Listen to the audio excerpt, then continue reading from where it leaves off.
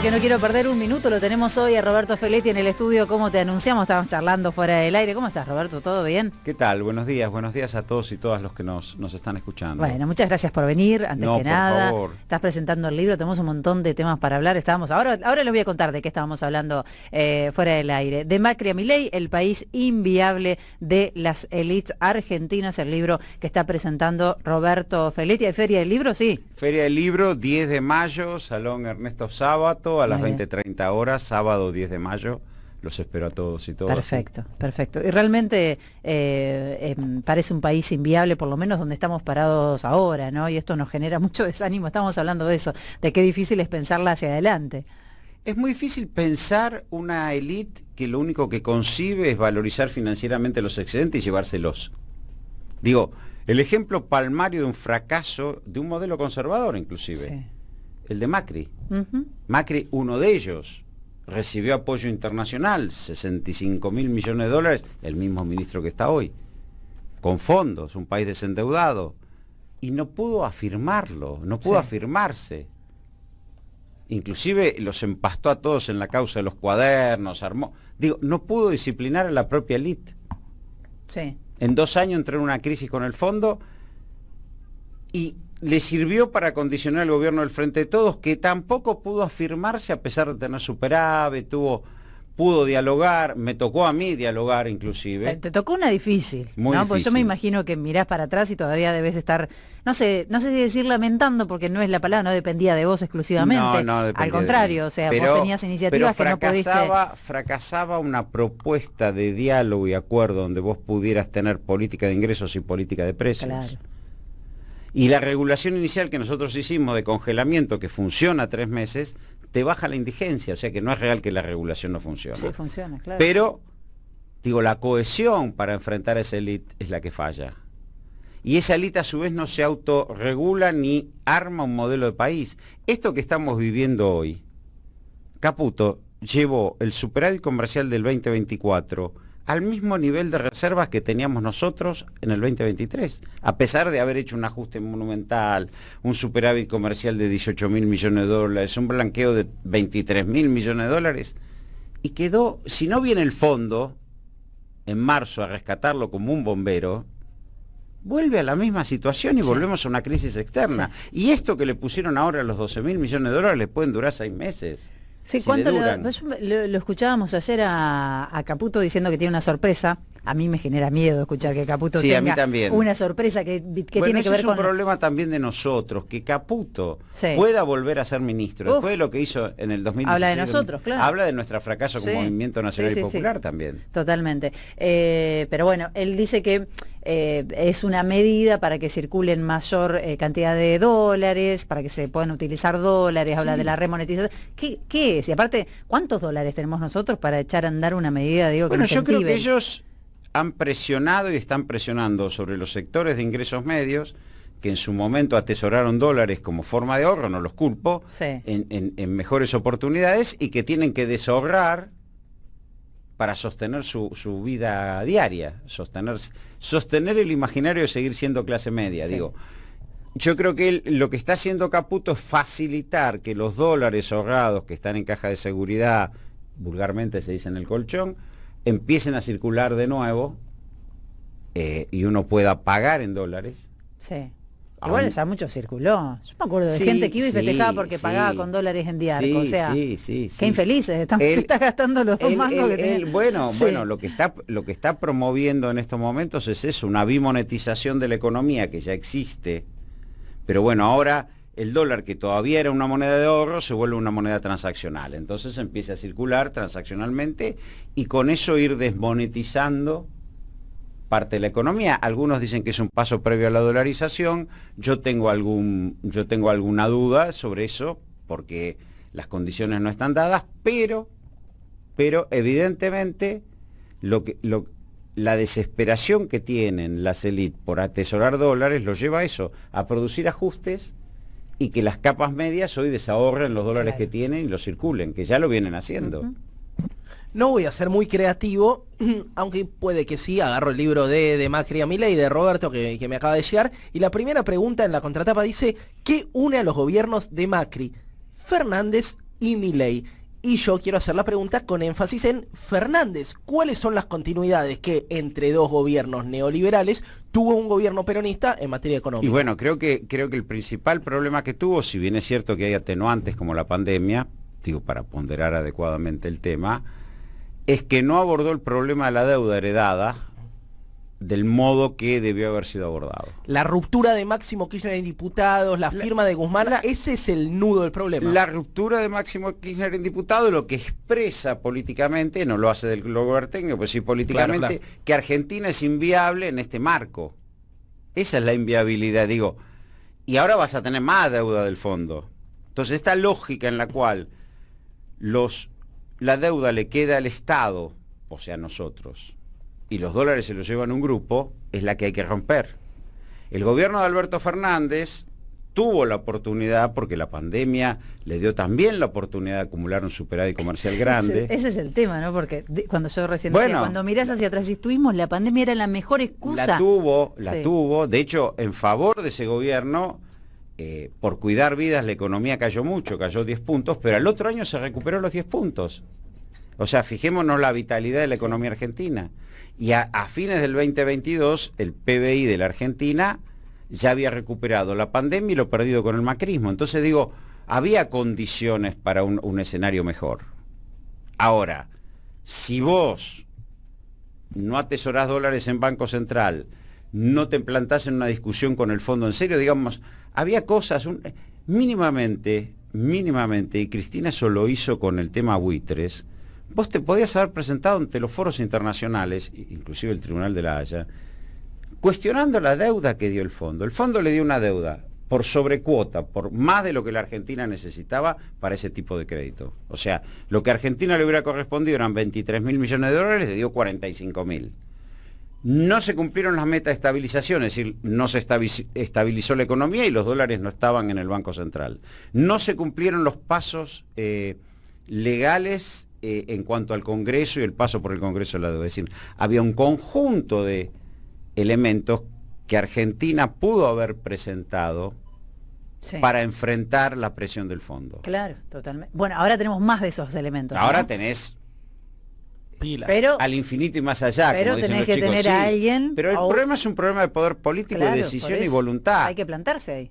Y bueno, la discusión, vos fíjate, la discusión que da Cristina con los buitres lleva a un escenario en el cual nunca más puede haber un ataque especulativo como el que nosotros sufrimos con la reestructuración de deuda. Porque Guzmán reestructura con una cláusula previa que dice que si 2/3 aceptan, es válido para el resto. O sea, no puede ser que el 0,1% te impugnara toda la reestructuración. Pero eso fue un trabajo que se hizo, y de discusión y de pelea.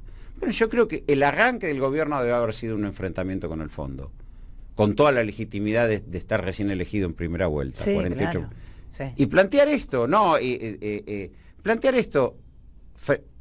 vamos a discutir la deuda porque ustedes dieron una sobrecuota, no cumplieron las metas ni las supervisaron, los dólares no están en el Banco Central y no se pasó por el Congreso.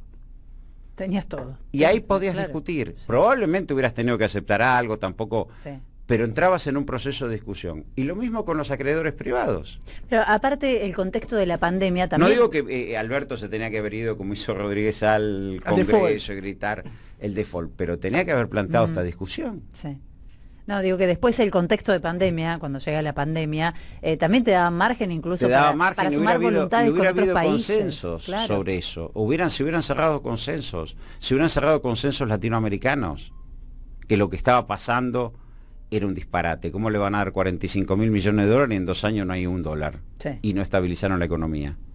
Y no pasó por el Congreso. Digo, bueno, creo eso por un lado. Y por el otro, que era la otra discusión y que está reflejada en el libro y que tiene que ver con mi propia gestión, no se discutió con el poder económico cohesionadamente en torno a acuerdos reales de cómo manejar una situación como la que estábamos. Eso lo viví yo, digo. Hubo mesas, o sea, había mesas con el poder económico. Había, ¿no? Mesas, yo las tuve. ¿Y qué pasaba en esas mesas? Bueno, a ver, nosotros arrancamos con un congelamiento retroactivo, 1.500 productos, paramos en ese momento el desborde de precios. Sí. Está reflejado en los índices, no es que yo... el coeficiente de Gini de distribución del ingreso mejora, la indigencia mejora, salimos en enero bien, ahí había mesas, el gabinete económico respaldó una salida ordenada del congelamiento, y cuando llega la guerra se desarma todo. La guerra te dispara el precio del trigo, del girasol, del maíz, y empieza un desarme, porque no se animan a poner retenciones, porque sale el fideicomiso, que es una herramienta útil pero parcial.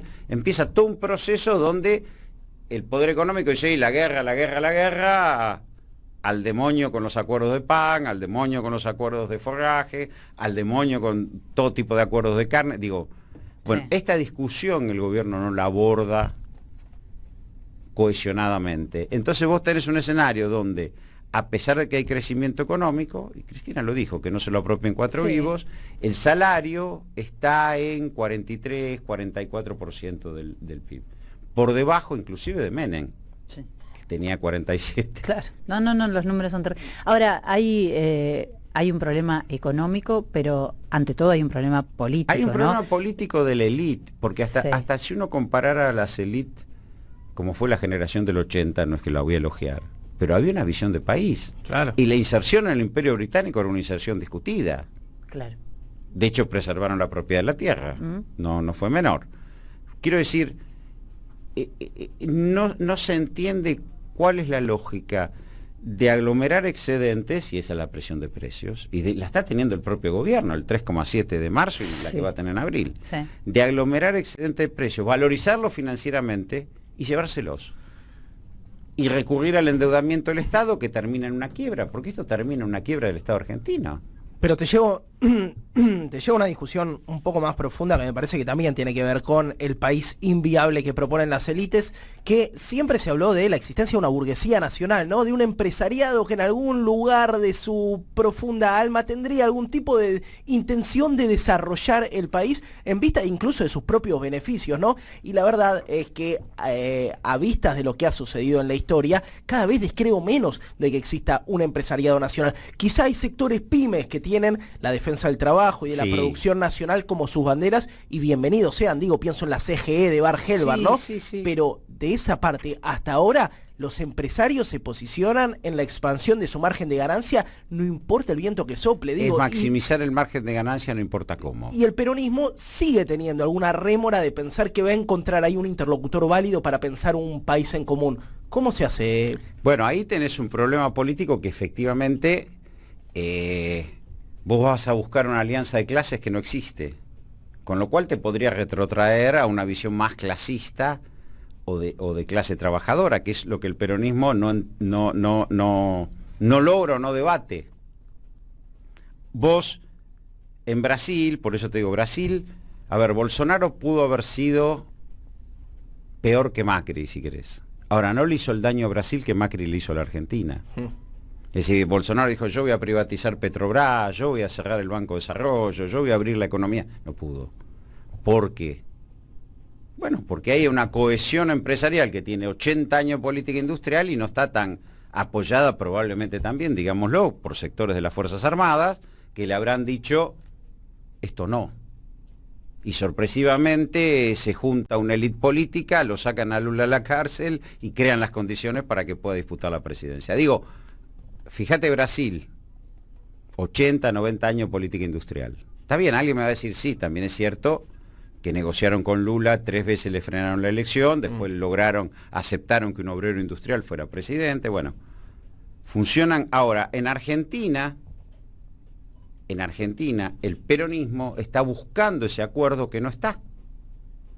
Yo fui secretario de Estado, fui viceministro con Amado, como te citaba antes, 2009-2011, y volví a ser secretario de Estado 2021-2022, 10 años después. Era otro empresariado, era un empresario soberbio, menos formado, más dispuesto a imponerle al Estado decisiones en una lógica cortoplacista, aumento los precios y me la llevo, es decir, los monopolios. Y el otro punto es que hoy Argentina, a fines de los 80, era una de las economías menos extranjerizadas de América Latina. Hoy es una de las más extranjerizadas. O sea, ese movimiento no es neutral. Están a tiro del takeover, de la compra hostil de las empresas. Claro. Pero claro, como tienen miles de millones de dólares en alguna parte del mundo, entonces esa burguesía nacional hoy no está como actor.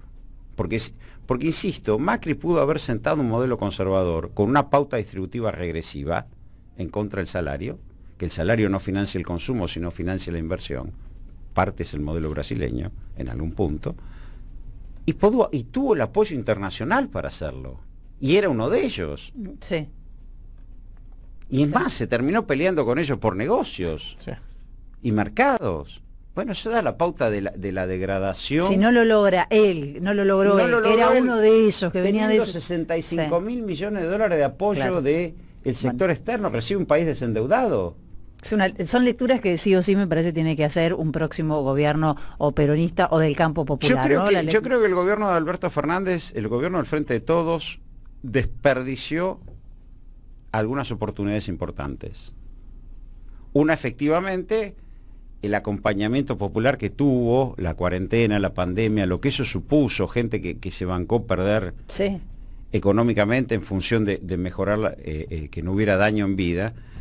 Tuvo superávit comercial muy importantes, 2020, 2021, 2022. Tuvo 4.000 millones de dólares del fondo sin condicionalidades, que fueron los derechos especiales de giro. Es decir, tuvo una masa crítica de recursos. Y además, recordemos que era un gobierno de coalición peronista. Sí. O sea que estaba todo el peronismo de algún modo. Y bueno, pero nunca se habilitó la mesa, recuerdo los pedidos para que se habilite la mesa, esa es... pero estamos mirando hacia atrás y la verdad que bueno, para agarrarse...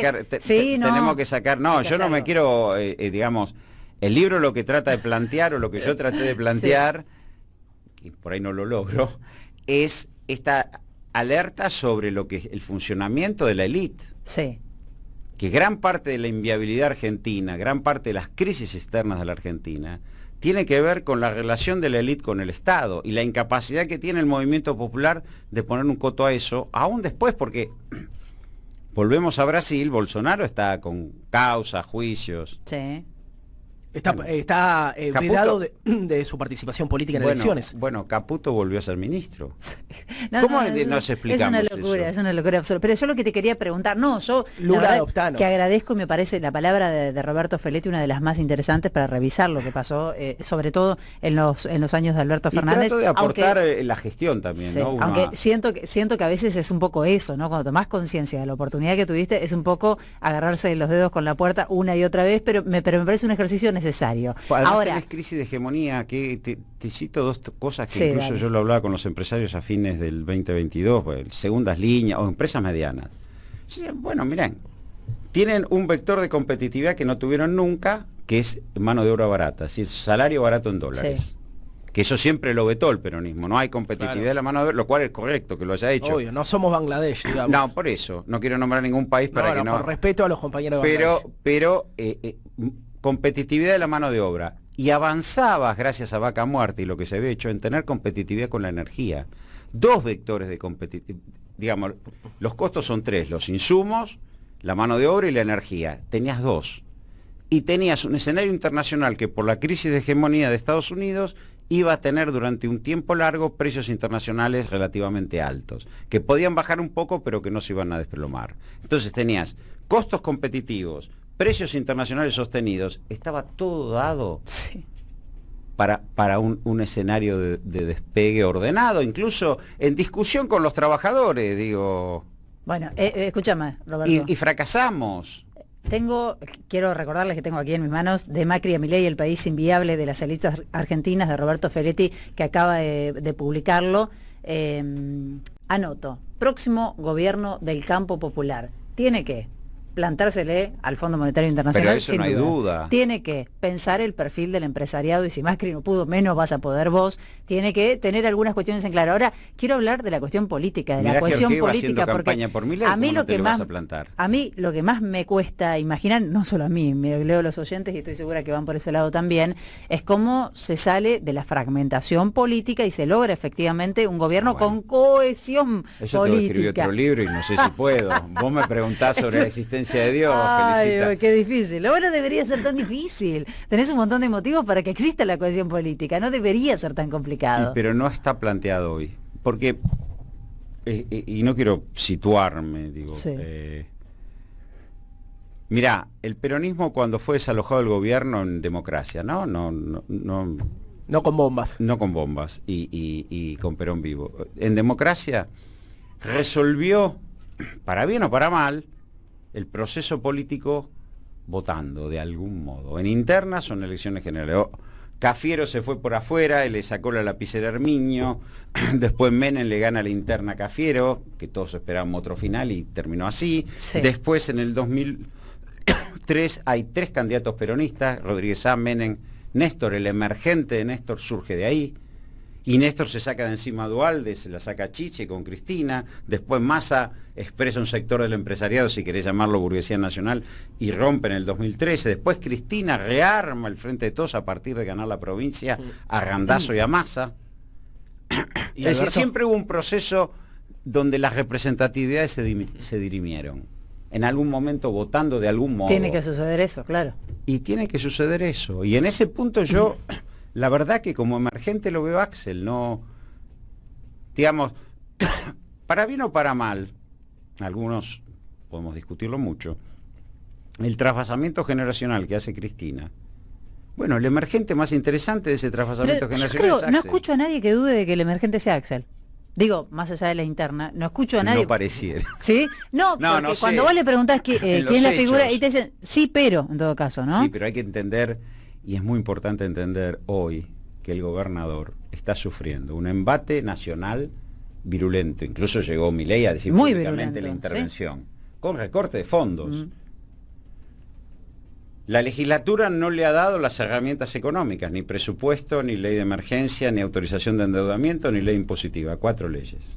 Y ahora estamos discutiendo el calendario electoral Sí. en ese contexto. Bueno, entonces digo, por un lado yo te digo, todos coincidimos que es el emergente, pero por el otro Así parece en la práctica, claro. que Al los- mismo tiempo, lo complejizo y solo con afán de complejizar y de tirar leña al fuego, atrás de Axel también se acomodaron todos los sectores que fueron parte de la estructura del albertismo y que ya habían sido derrotados con el randacismo. Bueno, pero ahí tenés por eso yo te digo que ahí el proceso es el proceso de los votos. Si querés hacerlo con una PASO, si querés hacerlo con una interna partidaria, si querés hacerlo en una general, el peronismo de algún modo, digo, o se fragmentó, fue dividido, se reafirmó después. Digo, Cristina en el 2017 necesitaba ganarle a Massa y a Randazzo contundentemente para desde ahí convocar el Frente de Todos. Ahí se acumula la famosa frase, Cristina sola no puede, sin Cristina Sí. no se puede, y hay 2019. Sí.